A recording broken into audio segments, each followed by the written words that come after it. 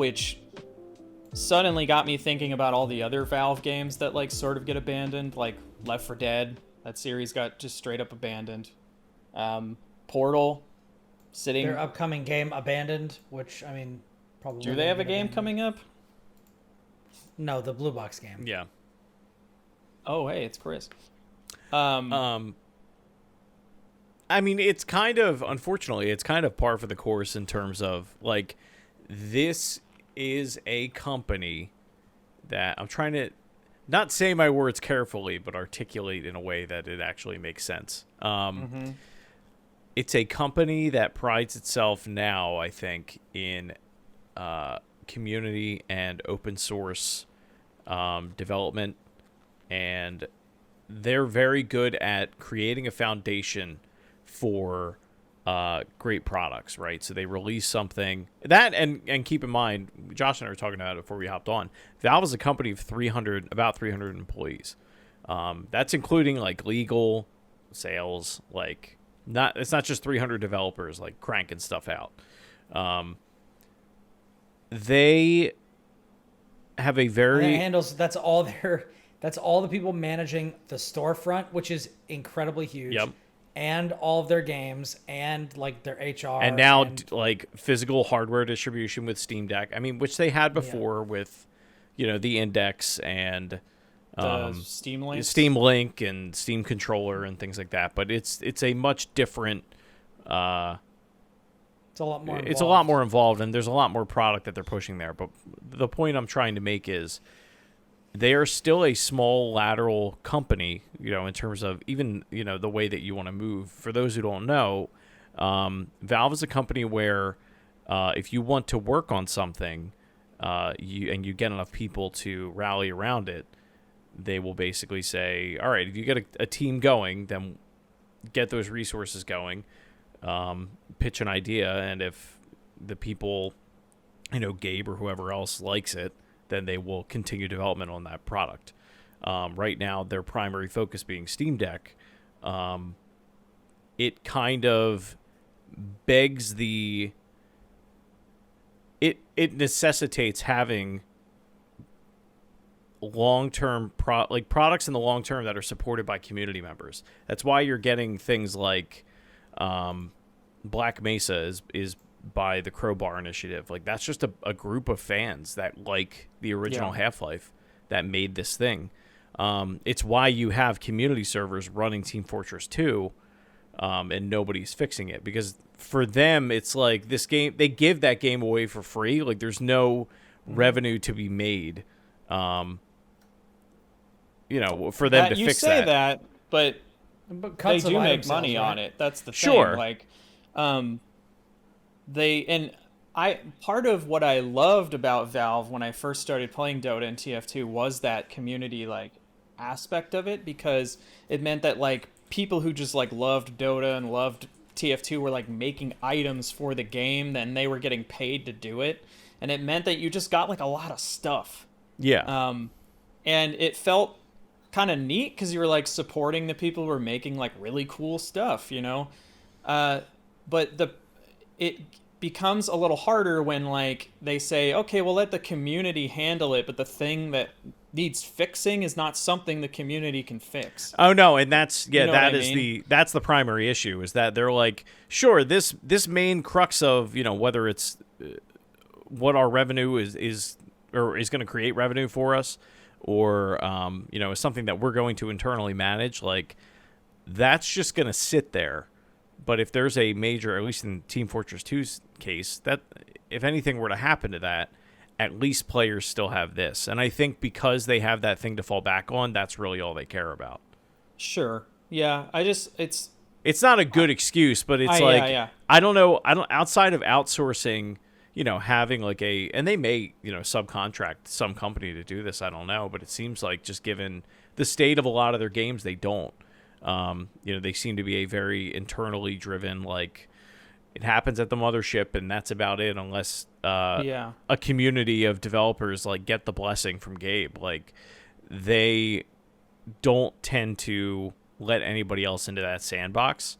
And I mean, that's the drawback of it.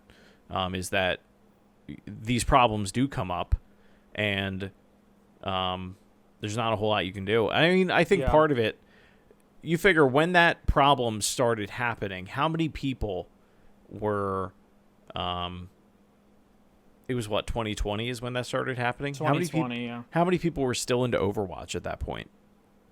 That's before That's the a whole good point. Yeah. like the whole Blizzard thing and yeah. Sexual harassment lawsuits and all that. Like, they were probably looking at TF2 as like, yeah, it's an important game to our history, but it's probably, especially now, it's probably so far down their list of like priorities that Probably. I mean, which I is don't see funny that ever because getting it's fixed. still in the top 10 like most played games on Steam, which is what I find interesting. Like there's still people playing it like regularly. And it has to be making them money if all those people are playing it regularly and like buying keys. Like the economy is still thriving to some extent, so that Sure. means that people are buying paint schemes and things for all that. It's odd because then I think about like all the other things that Valve has released over the last, like, I say couple years, but like maybe it's like the last 5 years. We have the Steam Link, which, let's be honest, failed miserably. Like they were selling them for $1 when they were clearing the warehouses of those things. Like they're not, and it wasn't that good of a product. Like it didn't work well. It got better with like, and that's what's funny about all their hardware releases is like if you use them now, I mean, granted, the Steam controller, that's subjective, right? Like, Yeah. Most it. people don't like it. I've never even touched one, but I've seen them. But they've never stopped like development on them, which is so weird to me. Like if you plug in a Steam controller right now, I would bet money that there's an update available for it. There's probably It's so weird. Some dude at Valve that's just like very passionate about the Steam controller and keeps it all updated, all the drivers. There's like to go, you know? there's like a subreddit of like 20 people that they're like, actually, and then he's like, okay, which is great. I think that's great. Mine's right there. I'm trying to think of what else they've like. We also have Artifact. Somewhere, Artifact was a humongous blunder. Yeah. Like there was their first new game in what, like half a decade, and it failed. We had an miserably. appointment at PAX to see it. I got to see that. Actually, my mouse pad is Artifact. I played it extensively in the beta and was like, I don't think this is a good game. I didn't like the way it had promise, but it had like a couple of core problems, I think. Yeah, like the idea of you own your cards, I think is great because most digital card games don't do that. I think the only other one that does is like Magic the Gathering Online, which is a game from like 2002. So hardly anyone's playing that anymore. But I think that idea is cool, but you also need to give people who just play the game for free something to do. But then on top of that, like it was really complicated to play. And it's like they started sort of redoing things and like pushing it in a direction, and then they sort of just were like, you know what, never mind, and then just kind of abandoned it, right? Yeah. We have all those internal stories about like people starting up Half-Life 3 and then abandoning it. There was some conjecture about a Left 4 Dead 3 for a while that got abandoned, I believe, like at some point.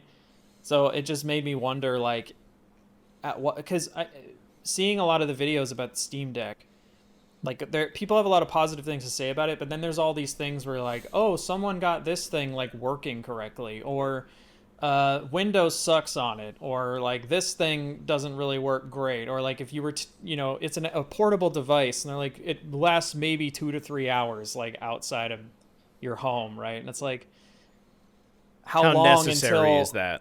And how long is this thing gonna last? Like how long will Valve actually be interested in like this thing, and before they go off to the next thing and keep making Counter-Strike stuff because it's their most played game on the platform? Or maybe they just, I don't know.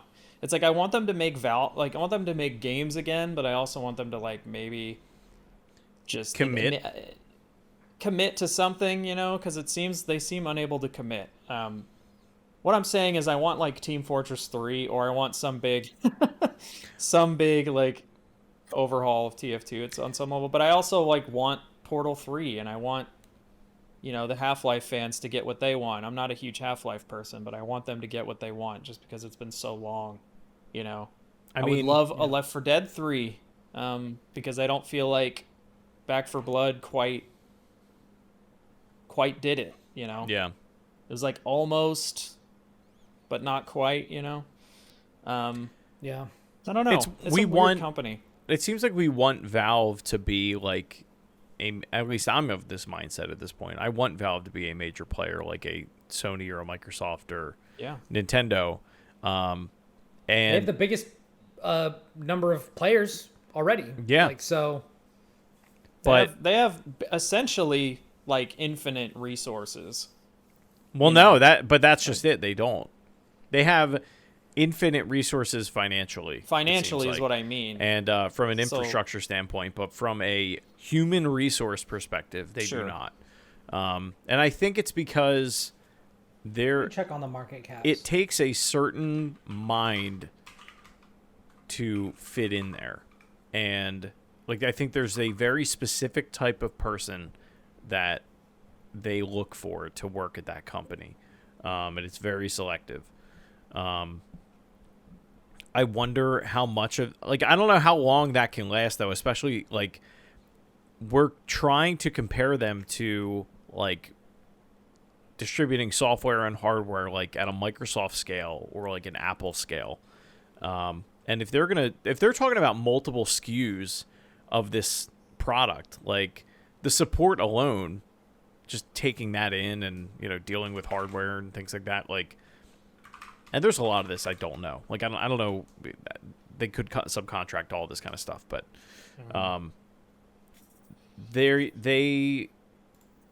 I want them to be more than they are because of everything you said. They make such incredible products, and obviously the PC gaming community puts them at this pedestal, and rightfully so. It just seems like Gabe Newell is in a position now where he's of two mindsets, where he doesn't care too much about.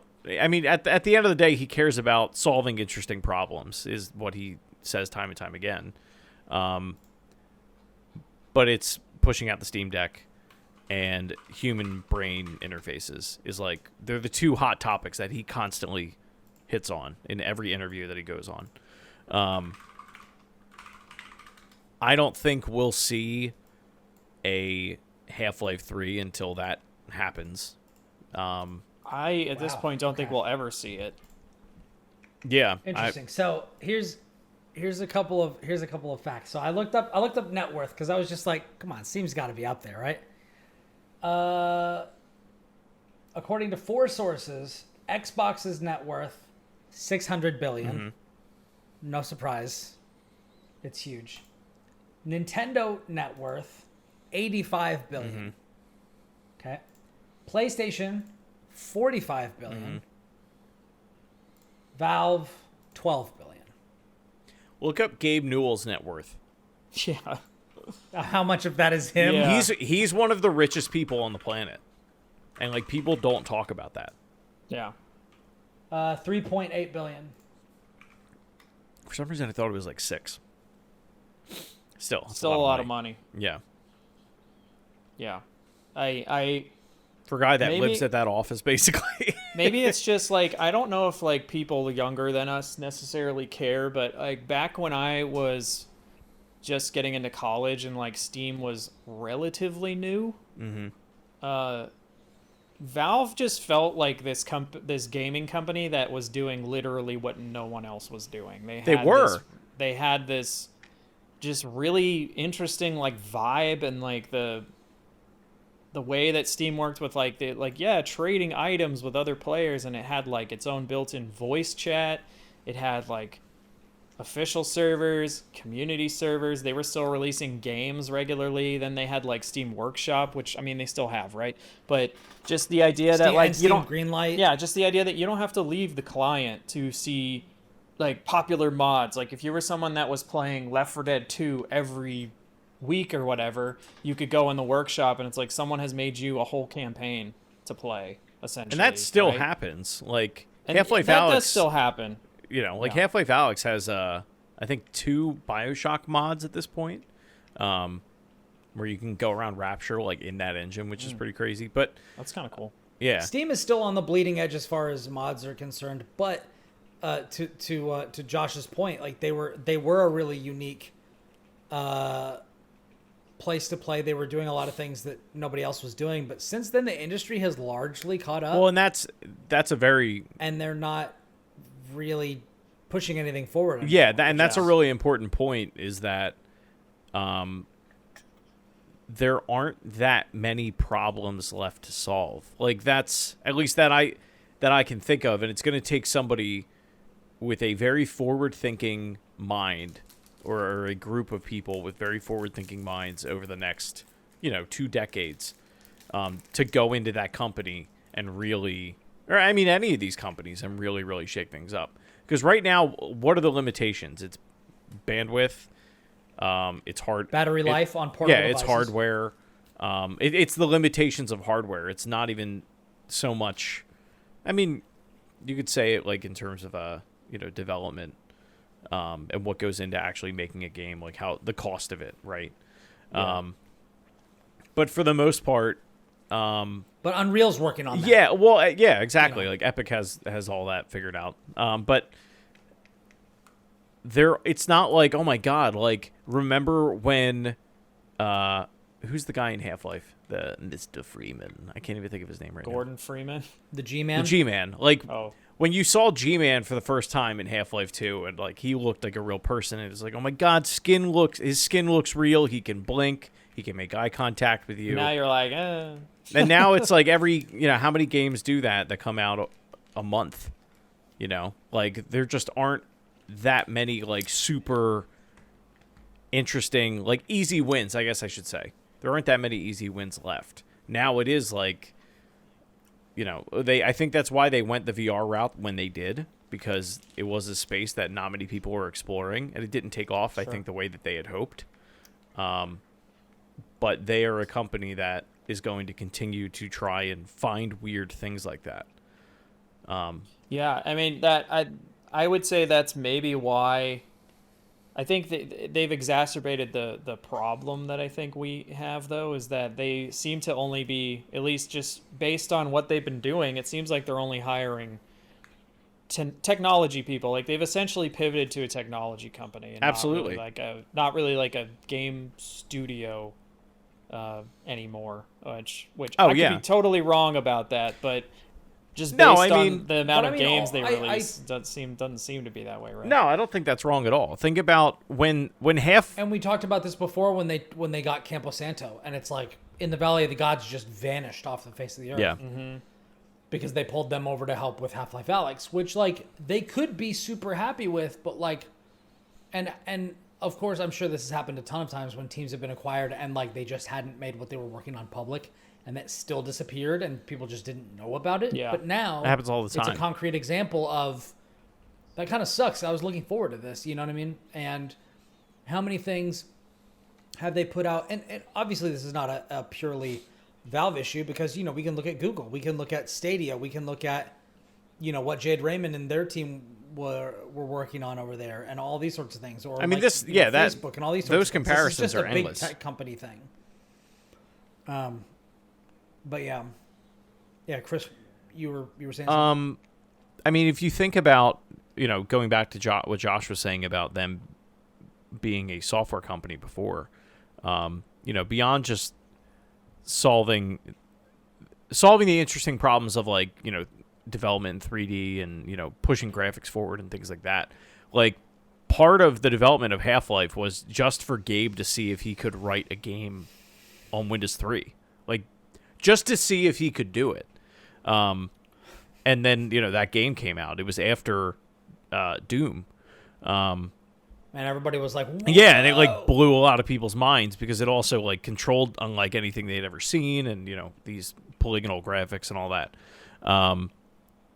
And like that was, if I'm not It would have been like wrong, like that was an early, oh, there's physics in this game. Oh, Right. there's like a higher degree of immersion in this game than there is in a lot of other yeah, like things. we're running out of those types of things. So like because of that, and because everyone's kind of learned from what they've done, improved upon it, and it's we've talked about it too, where you look at Half-Life and Valve kind of got power crept. yeah, like they set the stage, or they set the bar for these things, and then people come in and do it better, which is fine, but they are revolutionary at the time. I still think it's kind of rested on their laurels. I still think it's hilarious that no one's like just copied Portal at this point. Like, I mean, I'm sure some games have that mechanic, but like not to the extent that that game does. What's that? Splitgate. Yeah, Splitgate. Splitgate's probably the main one. Very cool game. Also, if you haven't played it, it is a cool game. I like it a lot. But yeah, I think because of all of that, they're like, all right, what else can we do? What else can we figure out? Because that no one else is doing. And I mean, rightfully so, right? Like, how many of us have been beating the drum of, I want a Switch Pro, and Nintendo is just kind of like, like doing whatever they want. So they're solving that problem, but at the same time, it's like, are they? There's a video on. Sorry if I'm getting too rambly. If the only thing, just quick question as an aside, just because of what you just said. If the only change you made to the Steam Deck was that the battery lasted 9 hours instead of 2 to 3, would that solve most of the problems? No. Okay. So Bob Wolf does, which I meant to send it to you, Brian. Wolf Den, if you know who that is on YouTube, has a video out where he just there's only room in my heart for one wolf. We all know who that is. But he got his Steam Deck, and he's a big emulation guy. Does a lot of videos on those like Chinese handhelds that come out and things like that. Mm-hmm. But he talks about his experience with using the Steam Deck and how so much of it is like, this is great, but there's always like a caveat or an asterisk that comes with that experience. And like, as he was talking about it, all I kept thinking about was you, Brian, using it. And like, I do have this fear that you're going to get this thing and you're going to like, like I thought it was going to be like this, amazing thing. I bring my Steam library everywhere, but I can only play 50% of the games. And the ones that I do run, I can only play for 2 hours, or, insert caveat here. I don't know. I love the fact that they're pushing Linux on people. I think it's important, but I do wonder. I do wonder how many people are like going to be okay with it. Because like, sure, I'll look up whatever I need to and for whatever terminal commands I have to do, or run wine on it or whatever. But like, most people don't know what any of that is. Yeah. It's like, do they want to do... Is this the machine for the common man, or is this the machine for the tech enthusiast that doesn't mind diving deep? For the tinkerer. Like, for me, I think it's going to be a great, like, continuous hobby project, and if they support it, it's going to cool to see it evolve over its life cycle. But I do wonder for, like, just the normal average consumer that's like, I just want to fucking play games on this thing. They're going to get really upset because they constantly have to do something to it to get it to work the way they want it to. Yeah. And that's definitely me. I'm just like, I just want to play games. Yeah. And just because it's like what I do when a I boot up game Steam. is on Steam doesn't mean it's going to actually run well on Steam Deck. Yeah. Yeah. But that, I guess that's part of the thing that I think that would make that okay for me is that, like, that's kind of part of the price of having such extensive backwards compatibility, if that makes sense. Mm-hmm. Kind of. Like, when you have literally dozens of years of, games available on this platform, a lot of which have been kept going into the future, although not all of them work on modern, stuff. But like, I don't know. It's it's weird. I can't really speak to it unless I have one in my hands. Yeah, I mean, the three of us aren't going to know until we have some time with it. But and luckily, if that is the case, and I'm just like, God, this was such a waste of money, I can probably sell it for the same absolutely amount that I bought it for or more. Yeah, absolutely. But I like Valve. for you, for your heart, for my love of you as a human being. Like, I want you to get this thing in your hands and to fall in love with it. And like, I just Me have too, this man. huge fear that you're gonna get it and be like, oh, like it was so close. Like, And this isn't what I wanted. yeah. Yeah. I don't know. I mean, stay tuned to this bat channel. You know. I just looked up the no. that calculator again this morning. Uh-huh. Apparently, Yeah. mine isn't shipped till June. Oh, you guys didn't get a ship notification or whatever? Nope. Oh, I got Actually, one. I haven't looked today. That's why I was telling you. I was like, yeah, dude, if you're thinking you don't want it, I'll take it. But Did you yeah. end up doing it, Josh, or no? I ordered it, but it is getting sold like immediately. Oh, okay. It's going in the Japan fund. Nice. Yeah. Yeah, I didn't get mine yet. So The only notification I have from Steam is that Resident Evil Village from your Steam wish list is now on sale. Oh man.